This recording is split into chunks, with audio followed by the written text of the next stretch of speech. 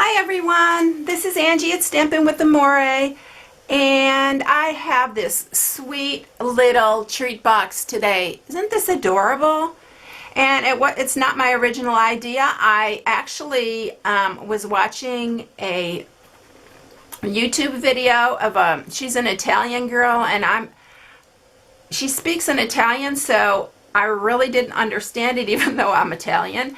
I don't speak it, but I just kind of tried to follow what she was doing, and she was doing it in centimeters, so I just converted it all and tried to redo it so that it looked like hers. But it's very similar, so I want to give her credit for it, but I think it's super adorable, and it's different than everything that you see. So this is what I'm sharing today.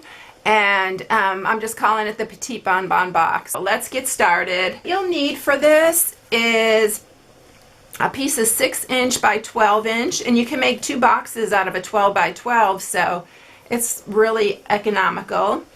And then you're going to need 1 piece of Whisper White, and this is just to stamp your little sentiment or whatever you're going to put on it. And then you'll need 4 pieces to mat it. If you want to mat it, you don't have to mat it, but I thought it was really cute. And this is the Birthday Bash DSP, and it's got some little gold in it. This paper is so pretty. I love the Birthday Bash Designer Series paper. So that's what I'm using. And the first one I used Crumb Cake. This one's Bermuda Bay. And these pieces for the mat are 2 5/8 by 3 inches. So let's go ahead and start scoring it, and I'm going to show you the template because it is a little bit different in how you score it. And then we're going to score it at 3 1/4 right on the 6" side, and then we'll turn it and you're going to score it at 2 7/8, 5 3/4, 8 5/8, and 11 1/2. And that these are just the measurements because I wanted to fit it on a 12 by 12. So that's how I figured how to cut it. Now the tricky thing, which is not tricky at all, is that you will find the center point of each of these little squares here. And I just mark it with a pencil right in the center, and we're going to use our bone folder and score them from this corner up, and I did just all this one side, and then I turned it and I just scored from this corner to the center. So that makes our little pyramids. So let's go ahead and get started, and I'll show you how that's done. So I'll bring up the scoring tool, and let's just go ahead and first score down on the 6" side. And on that 6" side, we're going to score it at 3 1/4. So we'll score that, and then we'll turn it to the 12" side, and this is 2 7/8, so that's 1 2 3 4 5 6 7/8. So for those of you who don't know where 7/8 is, it's 2 ticks before the 3" mark. So that's 2 7/8, and then 5 3/4, 8 5/8,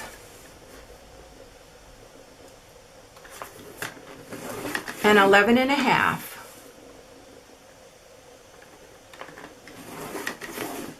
So that is it for the scoring on the scoring tool.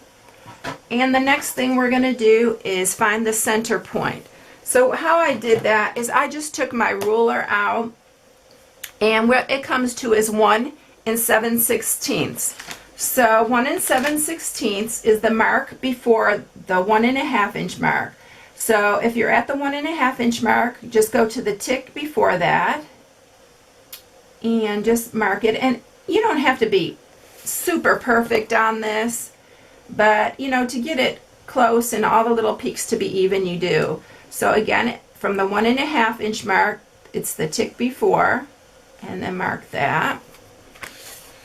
And we're just marking the center point again, and then on the last one. So now I'm going to take my bone folder, and I'm going to score just using my bone folder. So I'm going from this center point to the mark that we just made. So You want to go just right to that corner and score down. And I usually just make it easier and do one side at a time. So on each one, just score it down from that center point to the corner.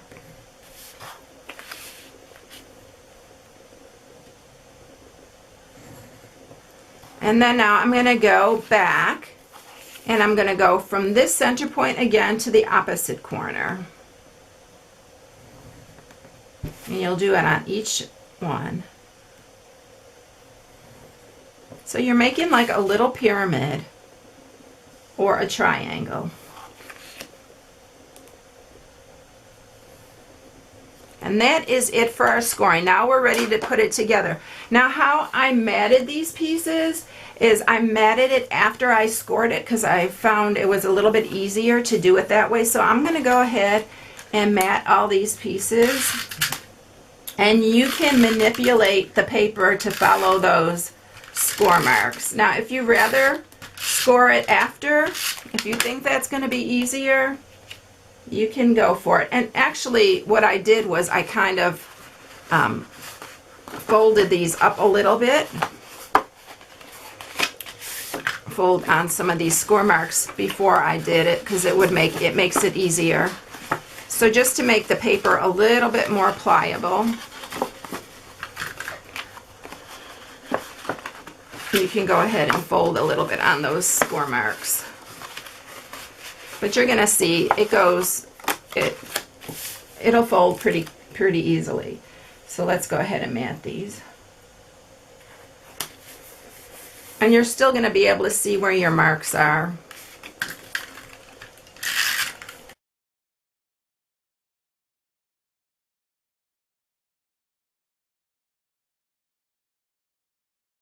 Okay, so everything is matted. And from this side you can see where your marks are so you can bend them back. So now let's go ahead and cut. Now where we're going to cut on these is we're cutting this bottom square off, not the top. That's going to be our glue tab.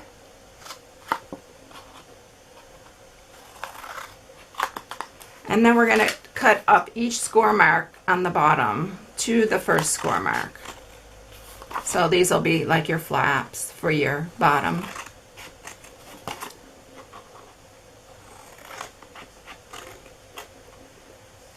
Okay, so now we can put it together. I'm going to use some fast fuse, but use sticky strip on this to hold your candy in better.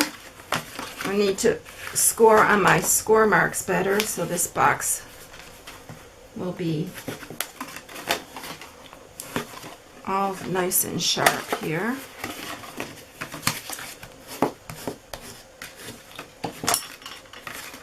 Okay, so let's go ahead and seal the top part here. Line up your edges.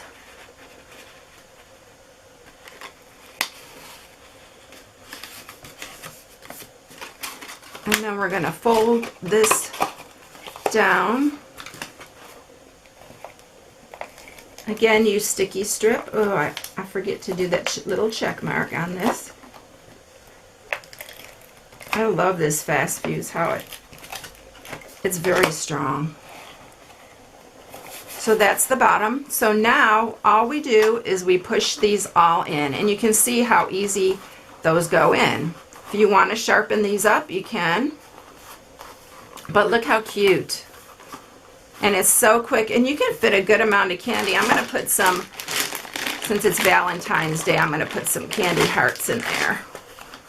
And now the next thing you're going to do is you are going to take your punch, and I broke my Stampin' Up! Punch, so I'm just using a regular punch. And the first thing you'll do is on the right side of this, you're going to put them all the way around, but I just start on this right side. You are going to punch a hole here. And then I just hold it up to the next one and punch another hole. This is for your ribbon. And then I just go ahead and eyeball it and do another one. And then line this one up. This way I'm not punching through several layers because it's so hard to do that. And one more.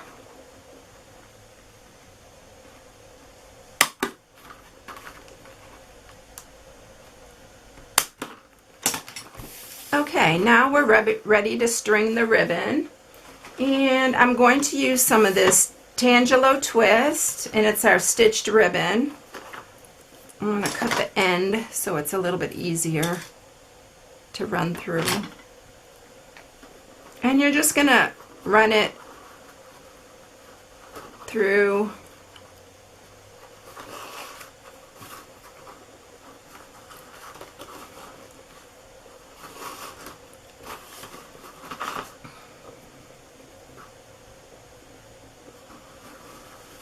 I love this box. It's so cute.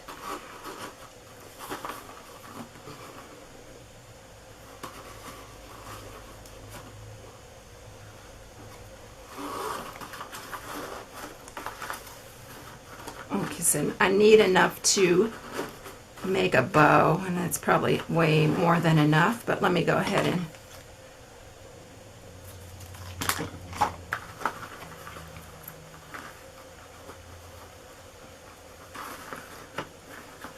so you can see that you can fit a good amount of candy in there. I have about 6 pieces in there, and you can tie it as tight as you like it.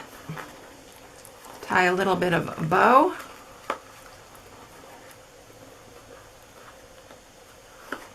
My ribbon is uneven. So let's try it again, because I need to have enough on. There we go.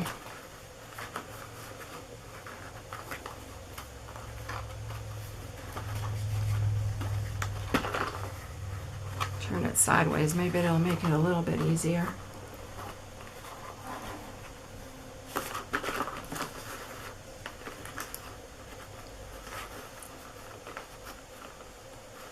Okay, so as usual, the bow's not perfect, but I'll fix it later.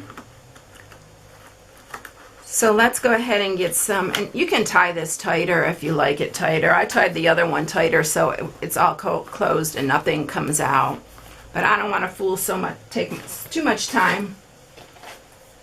So this is a Whisper White, and I'm going to use some Bermuda Bay, and this is the Tag Talk. Love this stamp set, because there's so many different, it's very versatile. So I'm going to use this Bermuda Bay, and I'm just using the For You stamp, and then I'm going to punch it.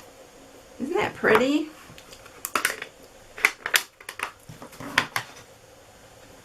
I'm going to punch it with the coordinating label bracket punch. Love how these things make it so simple. Then I'm going to take, I think this is my 1/4 inch punch, and punch a hole at the top. Grab a piece of, I'm going to just use a piece of white linen thread to attach it to the ribbon.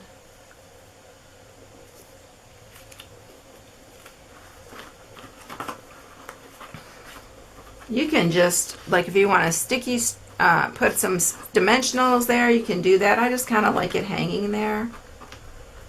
So I didn't cut a piece of the white linen thread, as I would have cut it a lot longer than this, but I forgot to cut it before so I'm going to try to use this small piece.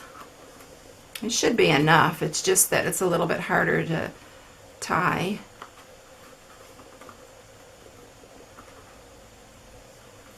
Okay, so I'll cut a little bit off here.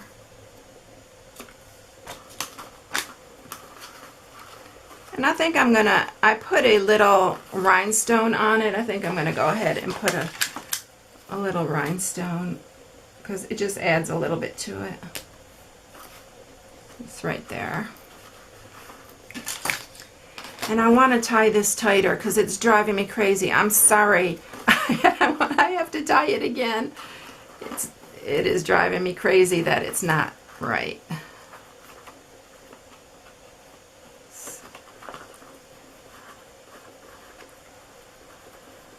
This one will be better. There, that's much better. Now I'll cut these little strings hanging.